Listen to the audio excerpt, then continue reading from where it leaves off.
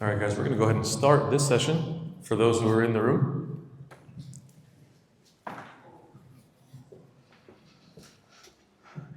Let's see if there's a clicker. Okay. Feel free to hang if you're here. If not, no worries. Our session, you might have seen it on the schedule, titled Community Service. I'm going to remix it a little bit, and I'm going to tell you why that is in a moment. So, just a quick intro for anyone I haven't had a chance to meet. So, my name is Mina Merhom. I'm a sports psychiatrist. I'm based out of LA. I am an assistant professor of psychiatry at Columbia and the chief well-being officer at Athletes for Hope. And what I want to share with you today is something that has been really impactful for me. And I want to just ask you, if you want to think about this for a quick moment, the last time that you can answer this question, that you did something for someone with absolutely no strings attached. I'll give you a little story this morning. I had emailed somebody and said, hey, I'm going to do this thing for you. And their response was, and it was a thing with no strings attached. It was going to just be a thing that is essentially like a gift.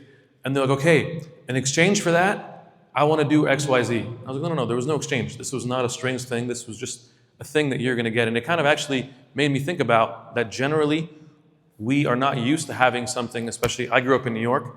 So anytime that there's something that's going to be given to you, there's a catch. You're always very suspicious of things that are no strings attached.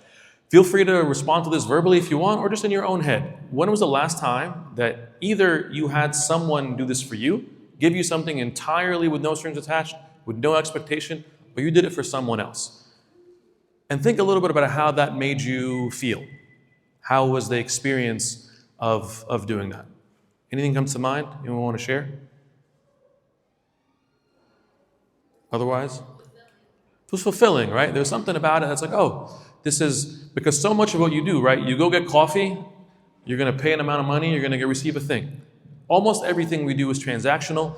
And I think especially for our athletes, this is why this conversation to me is a game changer for our athletes, because they are particularly in a transactional world. As we talked about these whole couple of days. You do well, you're treated well. You don't perform well, you fall off that pedestal real quick.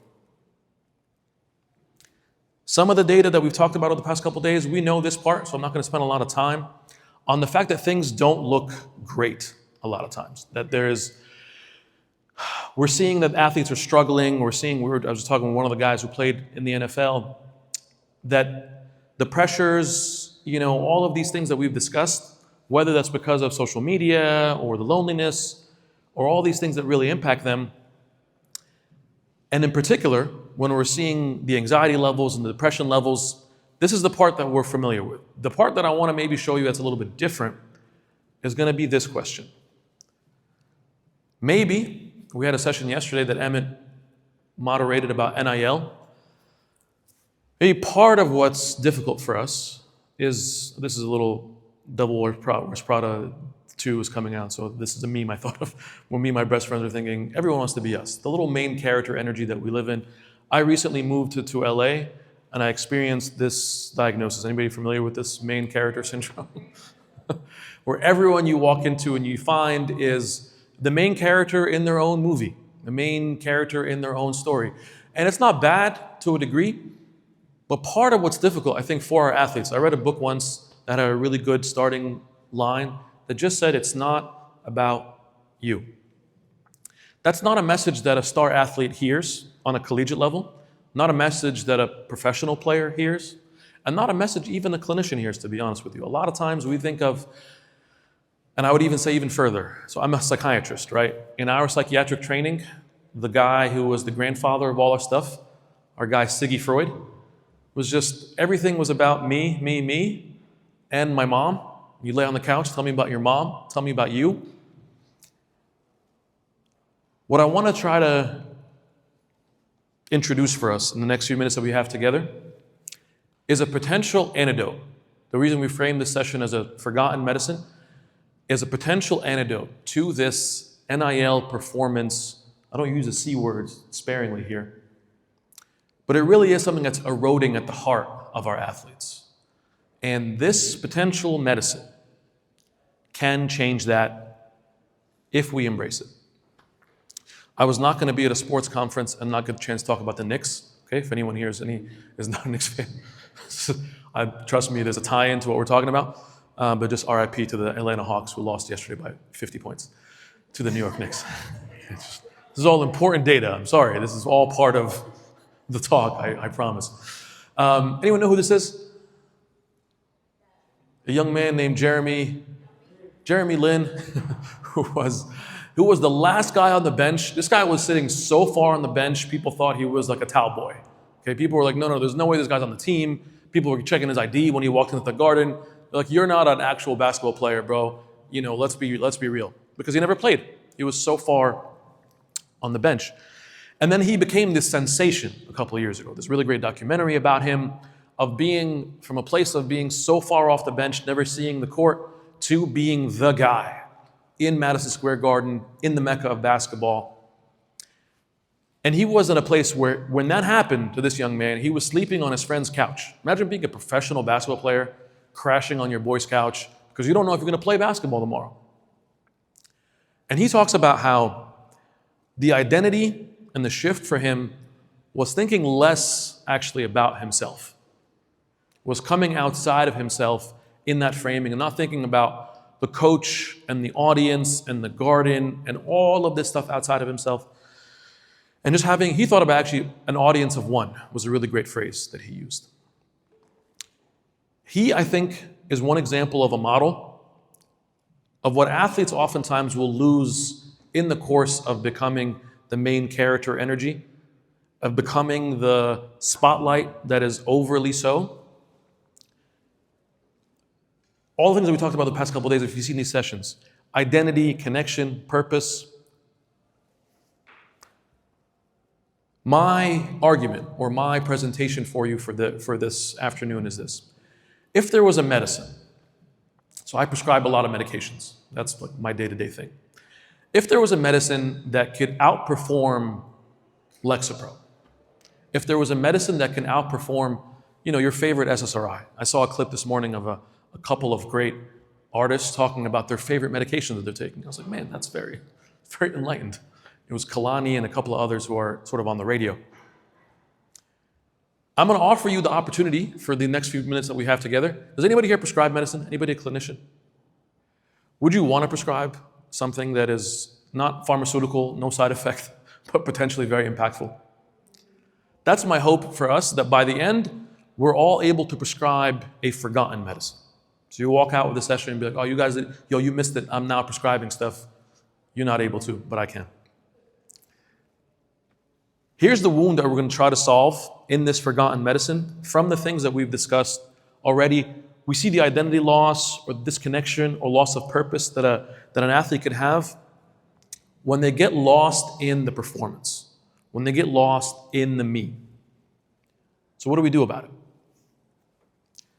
I want you to actually, maybe if you have somebody next to you or if you're by yourself, think about this only internally. What did it feel like to you when you helped someone, similar to the gift part, when you were given a gift? The reason I say the gift part, or when you got something with no strings attached, there was a great session this morning about spirituality.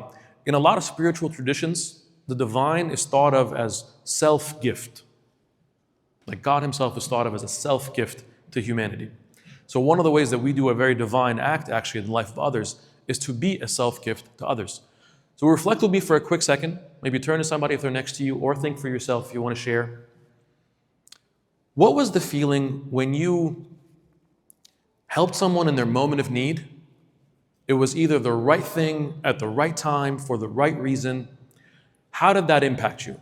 And the part that I want to unpack for us a little bit is maybe that warm and fuzzy feeling that you got is also neuroscience based. Maybe that feeling that you got did something neurochemically in your brain. Anyone want to share kind of an experience or a feeling? It's just somewhat workshoppy, but I know we're not used to workshopping this. I know I heard fulfilled before, yeah.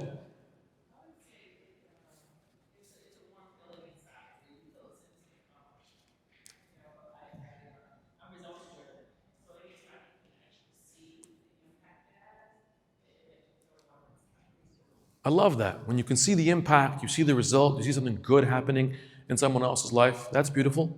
Anyone else want to share? Yeah. Go. Yeah. Just when you are helping other folks, you're thinking about what you have to offer, so you're not in kind of a deficit headspace. Ah. You're thinking about like kind of the assets you bring to a given moment, and then you improve the condition of somebody else, and you get to see that, and know you participate in that. So it has just kind of another one, like multiple layers of a boost. That's so beautiful. Really well said, right? As opposed to if I'm scrolling through Instagram or other socials, I'm thinking about all the things that I don't have and someone else does, as opposed to thinking if I'm serving or helping or being a part of someone else, there's a natural way of thinking about what I have that I'm offering. It's beautiful. I love that. Was there someone on the side too? Yeah. Pride, yeah, in a sense of like, oh, this is good. Yeah.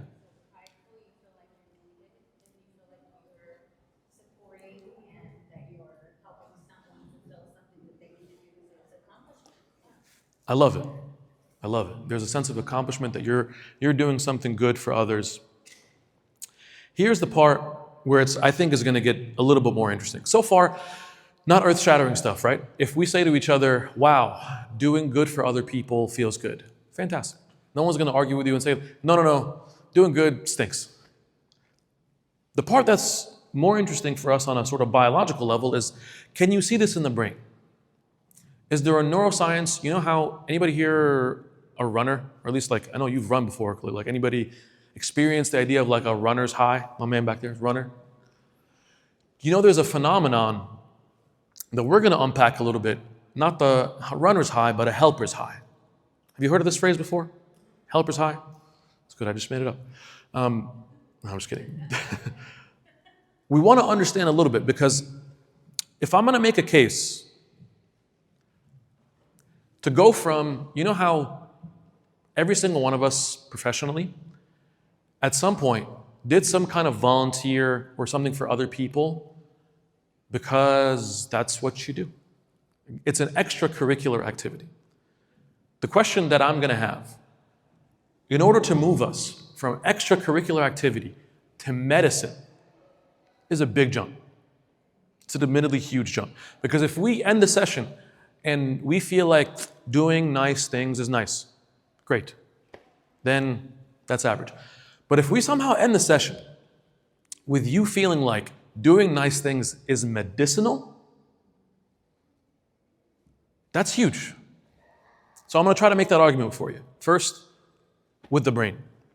There's a really good study that looked at, can you see this? You know, they started looking at fMRIs, right? These images of the brain that can measure blood flow. And they said, can you see an impact in the mesolimbic system, in the reward system? That warm and fuzzy feeling, can you track how this is moving parts of the brain? And they said, yes. Can you reinforce this, the PFC, the prefrontal cortex, can you see this changing decision making? Can you see this being a part of that's what's integrated into the brain in that way? Not only triggered by writing a check, by the way. I'm not saying here, cut the check for orgs. But there's something about here that, fascinatingly, doing good is good for the brain. Doing good is brain science. Not the way we usually think about doing good. That's not the way typically when we talk about volunteer work, it's like, well, this is, again, it's a nice thing, it's a photo op. But if you were to think about this as neuroprotective, if you were to think about this as one of the investments into your own brain, and when they broke it down a little bit further in other studies, they looked at, well, what is it about this? What is it about donating time as opposed to money? Going back to the things that we were talking about for athletes, you guys probably know this as well as I do. One of the biggest complaints that athletes will have, especially in the NIL age, and also professionals, is everybody around you has their hand out somehow. Everybody expects to benefit something from you. So you don't know what's a genuine relationship because everyone wants to get something from you. And when you're doing something that's going to build connection on a neuronal level, that is not going to be based on what someone will get from me, but just by me being present with them. Presence kind of becomes a prescription. And this is the part I really loved about the Helpers High. They were able to track this on a neurochemical level. All of these endorphins that'll get released on a run, or oxytocin that gets released in maternal bonding, serotonin and dopamine that we also measure. It's really impactful and a different framing of a shift here when you think that, have you ever thought about this for yourself? If I'm gonna go spend time doing something for someone else for free of my time, that's me taking my serotonin medication for the day. This is me, the oxytocin that comes out, I know for me, when I think about like the most formative experiences of my life, in college or later on, when I did something with someone else that we were both serving for the sake of it. And when you can track this, when you can know that the same chemicals that we are trying so desperately to change and measure and grow through medication and exercise and mindfulness and therapy and all that stuff, and this can be something that can do that too. Helper's high being a real thing. One of my favorite talks was from Dr. Smith yesterday. That keynote was incredible, and he teed up Muhammad Ali, this is one of the coldest pictures in sports history, as we all know. Besides being like dominant and a champion and just like an inspiring figure for many, many ways, he was part of a group that started this thing called Athletes for Hope. Started a group, a nonprofit 20 years ago that said, we want to make sure athletes get involved in the community. And he started rallying people, started going on campus, leading workshops. Like, yo, you're Muhammad Ali. You don't have to do any of that stuff. Why would you spend your time? You don't have to do that. Like, you could just kick back, do a cameo, and people will do whatever they need to do. I love this quote from him when he said, like, this is like the rent you pay for the room on this earth. This is what it means for us to live together. Like, you know that phrase when you're talking about a kid, like that it takes a village to raise a child? If we think about the athletic village being the pros that are retired, the pros that are playing, the collegiate, and the younger, sort of all across the spectrum. One of the most beautiful things that we can do, that I've seen, for the mental health of the collegiate player is to help them share mental health for a younger person. Same for the professional. We were on a call with some of the leagues around the country, and each of them were like, we can't really engage the players to talk about their own mental health, but we can get them to talk about the mental health of younger people. There's something about that took them outside of them to be able to share with younger people. I threw in as much data as I possibly can in this presentation because I wanted for myself to go beyond that this is a nice thing to something that is essential. So there's a good quote here. Professor at UMass has said, volunteers they wound up in this study with less depression, less anxiety, higher self-esteem, higher life satisfaction, greater happiness, and greater sense of meaning in life. Of all the things, I was talking with one of the players who was here and left. When you're in the league or when you're competing on a really high level and you want to think about what's something that's going to outlive me or outlast me, a lot of things that people want to talk about is actually impact beyond the sport that they played. In this study, they took a 6-week service learning sort of initiative. And when they measured this before and after, and when they saw specifically in this age group of 18 to 25, and it wasn't surprising when you read the study that they were able to see an improvement across so many different domains of life. What was surprising to me is that when we're looking at mental health interventions on college campuses, when I talk to different campuses that have all the money in the world because you're in a big, huge conference, or campuses that don't really have much at all and your budget's strapped,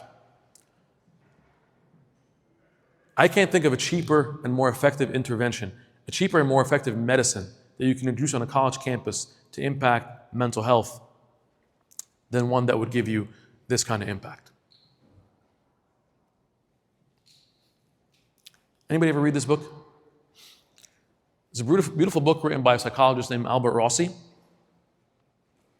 And in this book, he argued, or he presented, or he showed something that I think is part of the crux for us today. Part of what our college athletes wind up missing is what it means to be a healing presence for other people.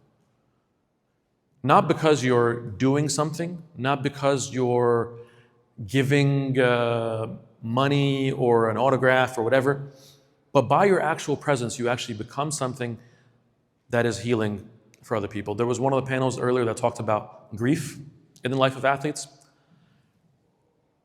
You guys have probably experienced this, you've lived enough life to see when someone goes through a difficult experience, what's the best thing to say when there's a tragic situation in their life? What's the right thing to say to a person?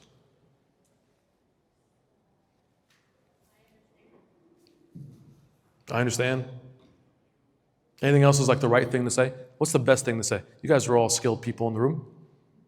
Give me a cheat sheet. Best thing to say. Nothing. Yeah, thank you. Sometimes, and you've been there for your own difficulty, right? When you had something totally get derailed, are you looking for some magical platitude? That's gonna be like, oh, thank you. I never thought of that. Sometimes it's just, psst, and you're actually there for a person. So that's part of what we see in our athletes too. Part of the most powerful thing that I see is not so much when an athlete comes and speaks to a couple of like middle school kids with some powerful, inspiring word, but what does it mean for them to become a healing presence? We'll talk a few minutes about how we implement this.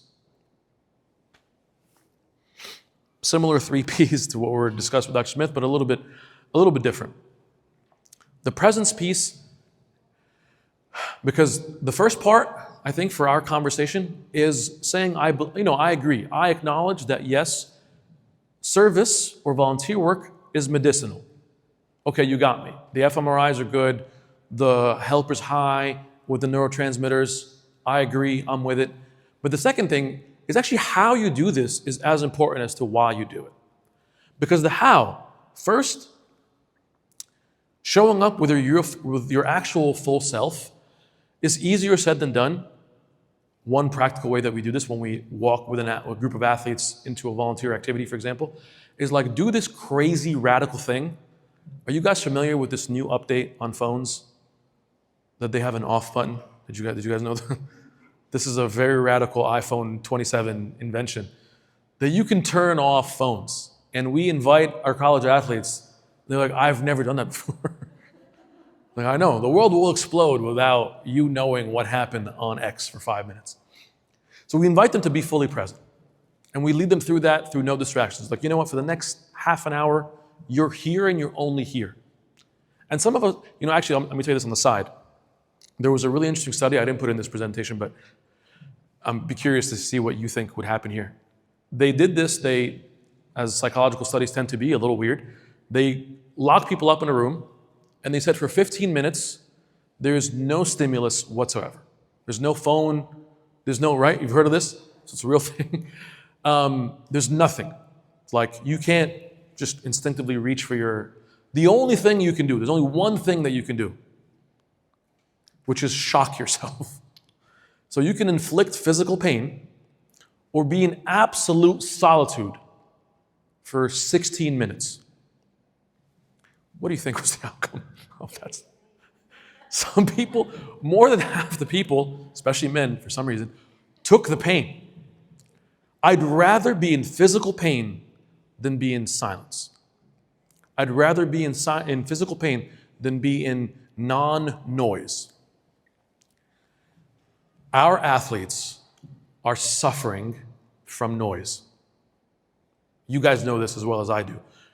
Giving them an opportunity to say there is no noise for you for the next half an hour is in itself therapeutic for them.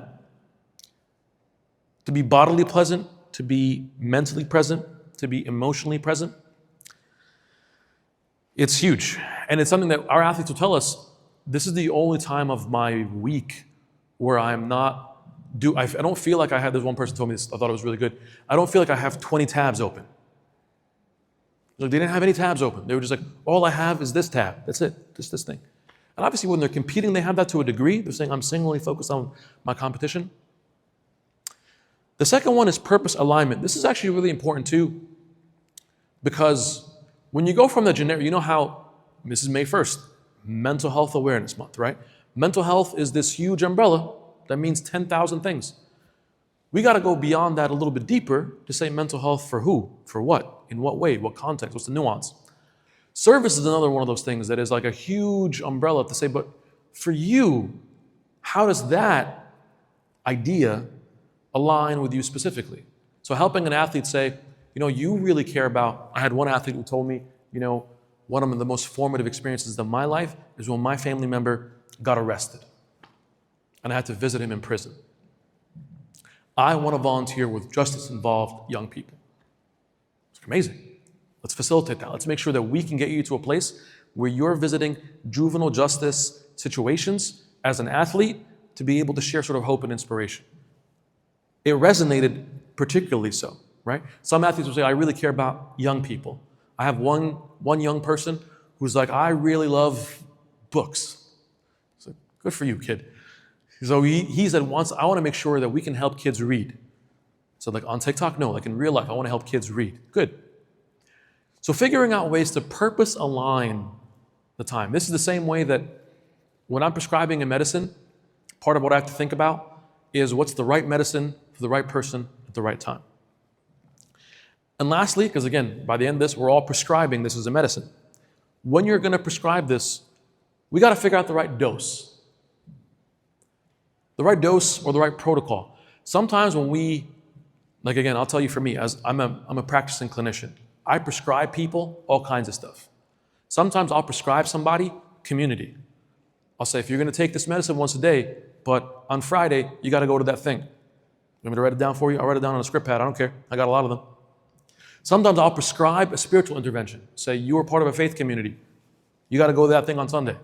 Sometimes I'll prescribe, one of the most evidence-based, this is a little bit part of the protocol, one of the most evidence-based interventions that has been looked at in randomized control trials is forgiveness. I'll prescribe forgiveness. So you got to take a look at a person and say, how can we forgive? So when you're prescribing this protocol, help outline for them, I want to be able to think about once a quarter, once a year, one time, once a week, so that I can see how I can measure the dose of my prescription. And sometimes I say the literal writing down piece because we all kind of respond to things that are written down a little bit differently than if it was like general advice given to a friend in the ether. Steph is somebody who's on our leadership council of this nonprofit called Athletes for Hope. And he talks about a general thing. Okay, like community support has been very helpful for me, and he wants to make sure that's an important thing for him, for every kid. Sometimes athletes, hey, they're billion-dollar moguls, and they're going to do volunteer work because it's good for the brand, right? It's good pictures, it's good things. What always strikes me is when some of these athletes are doing things that people don't even hear about and doing things in person themselves, not their whole team. And it's like, why is that something that's important to you? I had a chance to spend time with his family, and his mom talked about, this is something that I made sure that he knew when he was in middle school. It was like, your life is not about you. You and your brother are going to go and play basketball and do the things, but you're first a servant of other people, and then you're a basketball player. I was like, it's always the mom. Kind of putting the good stuff. As a prescriber, you always got to think about contraindications too, right? Can't be prescribing people stuff, and then they get allergic, and they sue you, right? So because you guys are going to be good prescribers by the end of the session, you also got to think about contraindications, because you know what you don't want to do? People sometimes accuse us of this in the mental health world if we talk about interventions that are non-medicine, of like toxically positive, right? We talked about a little bit of positive psychology. We're not talking about, hey, like I have some very dedicated athletes who hear this message about like the thing that's going to cure all mental health issues is the gym. If you just work out, you're going to be good. If you just do this, you're going to be good. If you just do it. So for us, we're going to guard against that. I'm not telling you service is going to save the world exclusively, because we got to think about where a person is, right? And what you don't want to do, similar to the platitude idea of when somebody has a difficult situation, in an acute crisis, right? When there's something that's like, I'm not at a place right now where I'm emotionally in a place where I can give, I can be there for others, that's all right. It's all right for us to be able to say, let's regroup, let's make sure that you're feeling good, you're in a place where you're emotionally healthy, before we go out and serve other people. So taking a moment for us to think about contraindications, the same way that we would for medicine.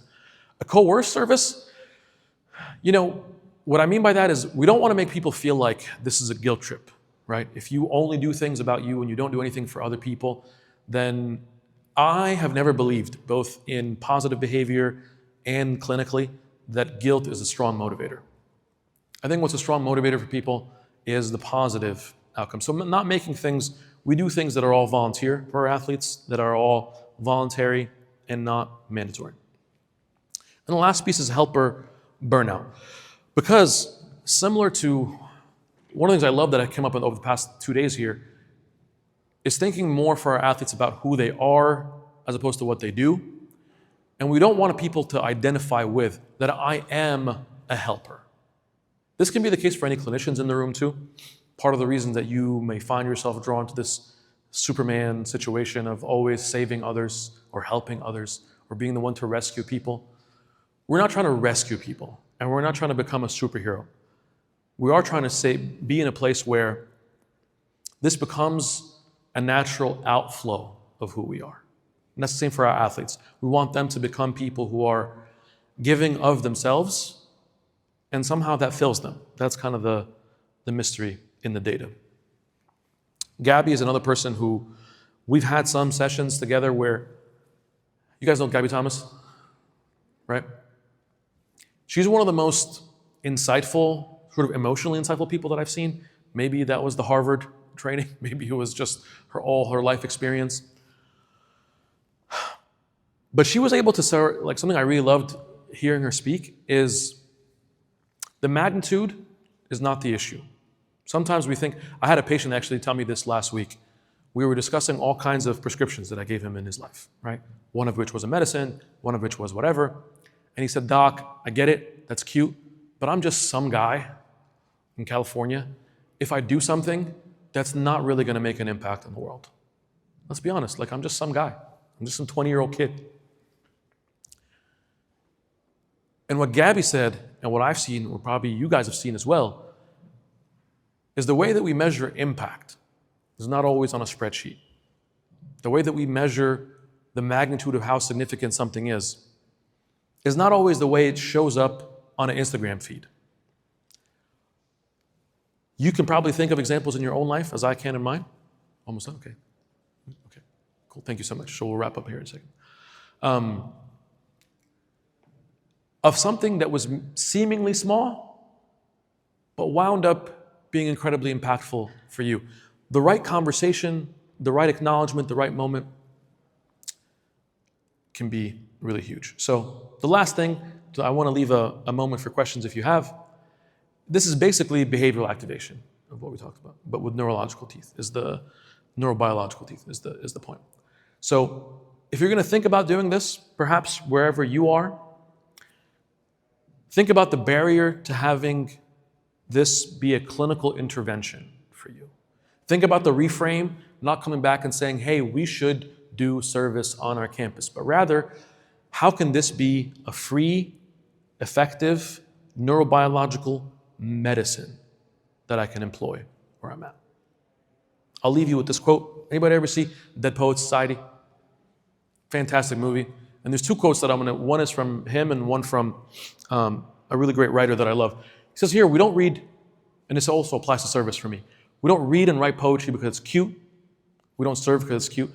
We read and write poetry because the members of the human race, and that human race is filled with passion. Medicine, law, business, engineering, these are all noble pursuits and necessary to sustain life. But poetry, beauty, romance, love, service, community, that's what we stay alive for. Another author put it this way, friendship is unnecessary. like philosophy, like art, it has no survival value. But it's these things that give value to survival. For our athletes and for us in the room, when we think about things that are going to give our lives, give our survival value, this is one of those things that really comes to mind for me. Questions, that was the last quote of the time. Questions around the why, the how, or where, I guess, on this. Yes? What have you seen as you're prescribing this as some of the barriers that people are coming back? I mean, I kind of feel like these students on the cabins. Yes. Some of the things, I guess I'm curious what you've seen and maybe give us like workarounds. Yeah, great question. Barriers. I'll tell you 2 quick barriers that I see. There is, you know how oftentimes in therapy, you hear about the first layer? So the first layer of barrier, when we're talking about this, when I'm talking about this with an athlete or with a patient, it's like, I'm busy, I don't have time, I got all kinds of da, da, da, da, da. And what that's telling me sometimes is we haven't really cracked the why yet.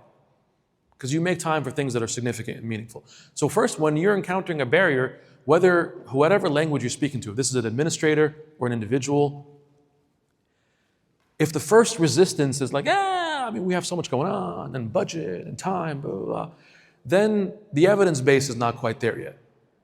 So the administrator, I might have to give them a few studies. I might have to show them an fMRI.